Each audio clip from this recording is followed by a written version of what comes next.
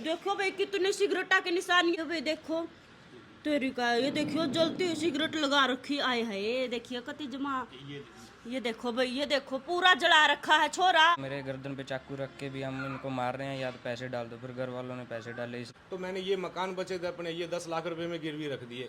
अच्छा ये मकान गिरवी है अब गिरवी है जी। के दिया कर दिखान 15 दिन बाद दे देंगे जी एक बिस्कुट। बिस्किट हाँ जी। जमीन इनने बेच दी घर इनने गिरवी रख दिया। मैं घर से पैसे नहीं डलवाए, तो जब दोबारा हमें जंगल में लेके गए जी उनकी लाशें देखी हमने पड़ी हैं। ओए राम राम सारा ने मैं उतार गला कुसुम गोए तो और यह वीडियो है ना उन खतर है जो युवा जो है डोंकी के थ्रू अपने विदेश में चले जावे है, घर के जमीन जायदाद बेच देवे है और उसका बावजूद भी उनका गेला अत्याचार भी हुआ है। वे खुद तो परेशान हुए हैं, साथ के साथ में घर वाले भी परेशान हुए हैं।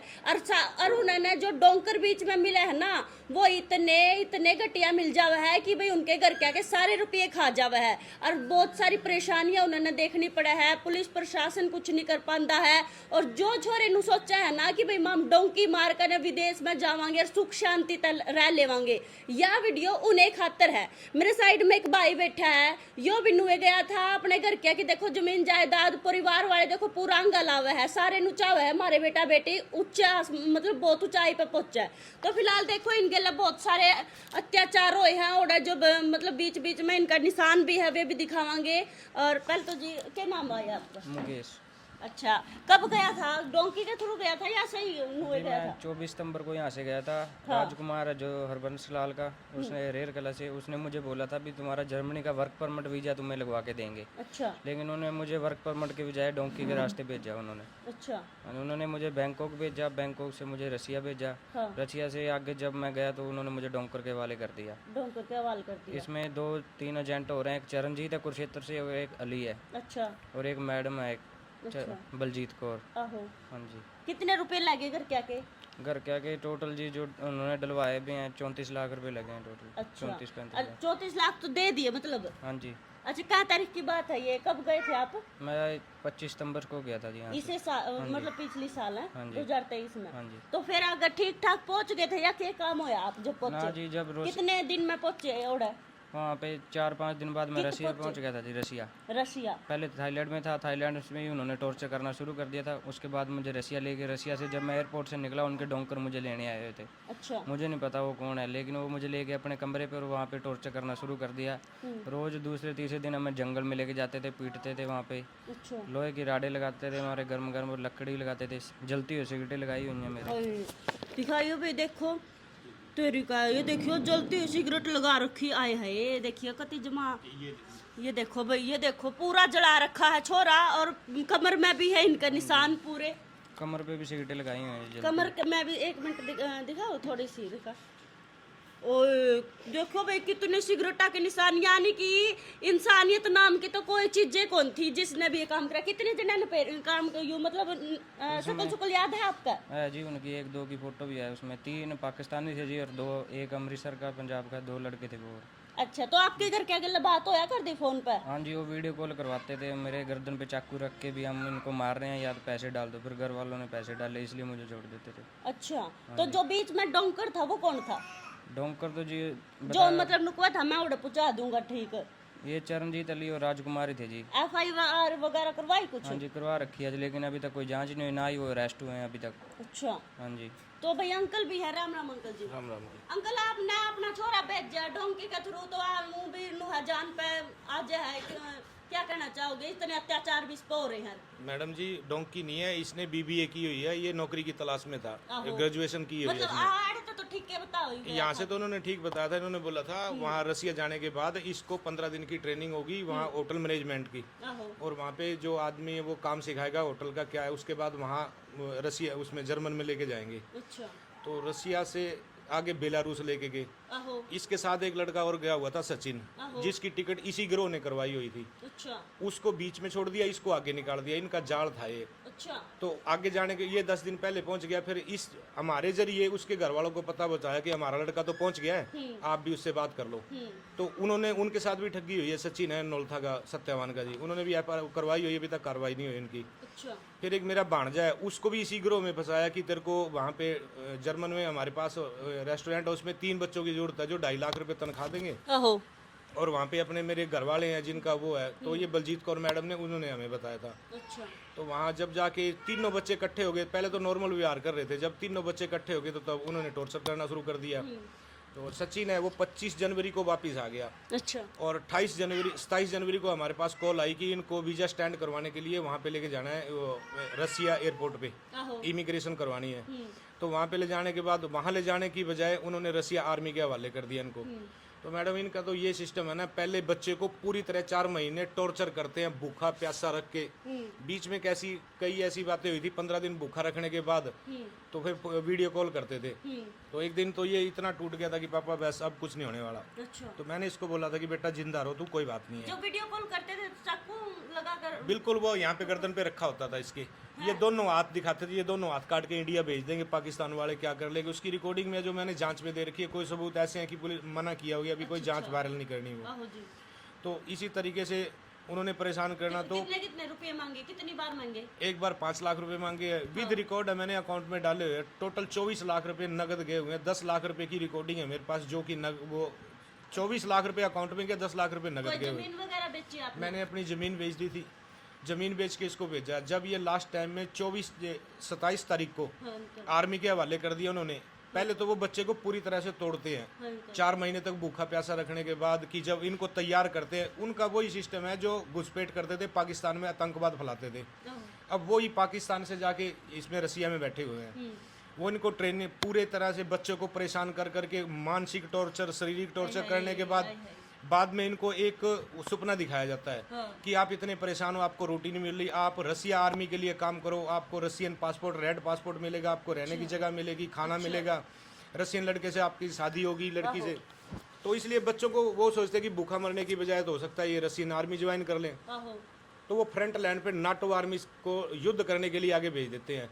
तो हमें सोशल मीडिया के जरिए ये पता लग गया था कि बच्चे कुछ वहाँ उसमें भर्ती हो गए हैं। तो हमने भी मैसेज इनको कर दिया कि बेटा आर्मी ज्वाइन नहीं करना, चाहे 10 साल की सजा काट लेना, हम अपने आप ले आएंगे।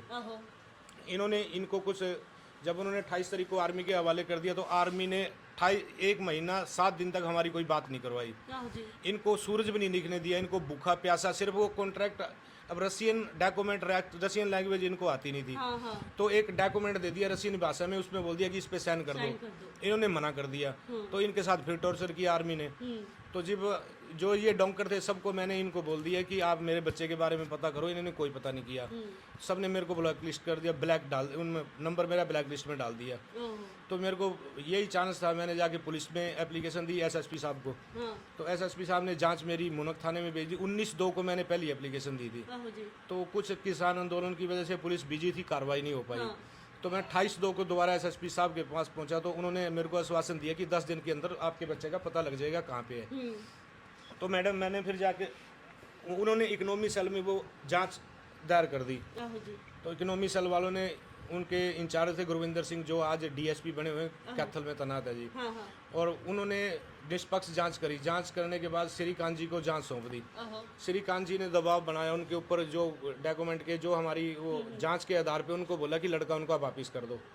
तो वो मैडम इस चीज़ से डर रहे थे कि हमने बता दिया कि बच्चे कहाँ हैं तो हम फंस जाएंगे, इसलिए उन्होंने वो बताया नहीं, हमारे रिश्तेदारों को बता दिया कि जेल में है। अच्छा। तो मैंने कहा चलो कोई बात नहीं, जेल से तो पता कर लेंगे।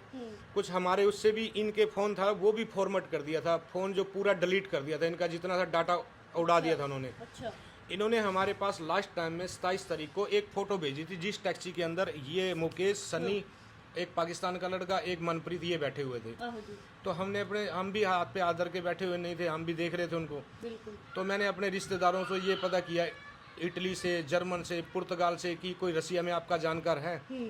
तो उनसे पता लगा कि यहाँ के कुछ इंडियन लोग वहाँ ड्राइवरी करते हैं। तो उसके जरिए उस टैक्सी वाले का पता करवाया। वो टैक्सी वाले ने बताया कि उसको पुलिस पकड़ के ले गई, पुलिस कस्टडी में है। तो फिर हमने उनकी मदद से, जो टैक्सी वाला, उनकी मदद से, कुछ रिश्तेदारों की मदद से एक वकील खड़ा किया। वकील ने बोला 1,30,000 रुपये लेंगे। तो वकील ने 1,30,000 रुपये लेके ये फोटो हमें दिखाई कि आपके लड़के जिंदा है, जेल में है। ये देखो भाई, ये जेल में है बिल्कुल, ये 3 छोरे, और इनमें से ये वाला है ना, तो ये वाला है ना। हाँ, दूसरा मेरा भांजा सनी है। ये वाला है ना, ये वाला ये है भाई, क्या नाम बताया, मुकेश है। और ये 2 भी इसके गिले गए थे। और उसके बाद अंकल इसको 1,30,000 रुपये लेने के बाद हमें ये विश्वास हो गया बच्चे हमारे जिंदा है। अच्छा, मतलब पैसे लिया कर दे, या तो वीडियो कॉल करया कर दे या फिर फोटो भेजा कर दे कि भाई ये जिंदा है, पैसे भेज दो। हाँ जी, हाँ जी। ये जो बीच में राजकुमार है, चरणजीत है, अली है, तो इन्होंने बरादरी तौर पे, पंचायती तौर पे हमें ये बोला कि हमें हमारे पे कार्रवाई ना करवाओ, लड़का आपका हमारे जरिए गया, हम इसको वापस ला देते हैं। तो हमारे घर वाले भी इस चीज़ की सहमति होगी, पैसा था नहीं अपने पास उसको वापस बुलाने का कि चलो बच्चा वापस बुला देंगे, कोई बात नहीं है। इन्होंने पंचायती तौर पे हमारे से वो समझौता करवा लिया। समझौता करवाने के बाद में इनका फिर दूसरी बार इन्होंने धोखा किया, कोई हमारी मदद नहीं की। उधर वकील ने ये बोला कि जमानत लगा दी है, इनको वापस डिपोर्ट करवाने के लिए 6 लाख रुपए का खर्चा आएगा। अच्छा, तो मैंने ये मकान बचे थे अपने, ये 10 लाख रुपए में गिरवी रख दिए। अच्छा, ये मकान गिरवी है अब? गिरवी है जी। मैंने 6 लाख रुपए उनको दिए और 3 लाख रुपए जो कि वहाँ पे जिनसे 10% पे ले रखा था, जो नहीं रुक रहे थे, जिनका डेली सुबह उठते ही मेरे को ब्याज देना पड़ता था, मैंने उनका पैसा दे दिया है। अब 2 महीने का टाइम है मैडम मेरे पास। अच्छा, और दूसरी ये भी ग्रेजुएशन है, मेरी लड़की है वो भी ग्रेजुएशन है, उसके बारे में आपका? मेरे पास 4 है, 2 गुड़ियाँ हैं, 2 लड़के हैं जी। अच्छा, तो आप क्या काम करोगे? मैं ट्रक ड्राइवर हूँ जी। अब तो कुछ नहीं, अब तो दुख ही देख रहा हूँ मैडम, अब तो परेशानी भाई है। देखो, पिता है ना, इतनी सारी बातें इन्होंने बताई, लेकिन बात बतान दो, इनकी आंख तम देख सको, आंसू आने जमा कमी नहीं रह रही थी। और वह भी क्यों नहीं, बेटा गई थी इसी हालत, ये देखो भाई। और मतलब इतने सारे निशान और इतने अत्याचार, बाप जो है दर दर की ठोकरे खान लाग रहा, जगह जगह फोन कर कर पूछन लाग रहा, मारा छोरा कितन कितिया तो घर आ जाओ, सुख शांति और क्या चाहिए। जमीन इनने बेच दी, घर इनने गिरवी रख दिया।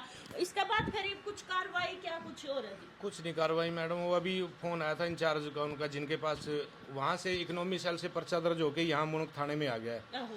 तो 28 तारीख से मेरा बेटा घर आया, किसी ने कोई बयान ही नहीं लिया। इनके ये बालिग नहीं है, कोई बातचीत नहीं करी, कोई बातचीत नहीं की। मैंने उनको 2 बार बोला कि ये 21 साल का हो गया जी, तो इनको खुद राइट है, ये 17 साल का नाबालिग नहीं है, बालिग है। जो इसके साथ हुआ ये अपना राइट है, इनको ये बयानबाजी दे सकते हैं, किसी ने ये कुछ तो दिखन लग रहा, ये तो भाई दिखन लग रहा भाई, मुनक में हूँ मैं इस टाइम मौजूद। और ये तो सारी चीजें, ये देखो इसका निशान, ये अपना आप थोड़ी ना कर रहा है, ये कमर में इतने सारे निशान, बाजुआ पात पैरा पे, ये देखो इतने मतलब वो कर रखा है।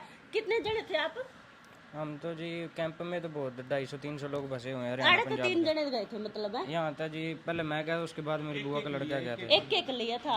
अच्छा, और खान पीन में तो के दिया कर दे? खान 15 दिन बाद दे देते जी, एक बिस्किट। हाँ जी। कुछ गन करीबन भी सुनने मिला है कि कुछ आड़ कबाड़ दे दे थे हाँ जी, नॉन वेज आता था, नॉन वेज में खाता नहीं। अच्छा, नो आया कर। धार्मिक परिवार से। और जो जिस कमरे में तम राख रखे थे, उस कमरे की हालत कैसी थी? हालत जी बस एक बंद कमरा था जी, उसी में ही हम सभी को डाला हुआ था। कितने जने थे उसमें? उसमें हम 6-7 बंदे थे जी, और बाकी मेरे फ्रेंड थे। बाथरूम लैट्रिन मतलब? हाँ जी, उसमें सभी था जी। और उसी में?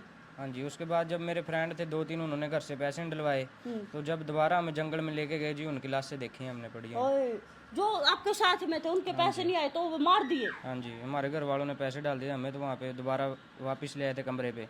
वे कहाँ के थे जो दूसरे? पंजाब साइड से थे जी, कहीं थे। पंजाब साइड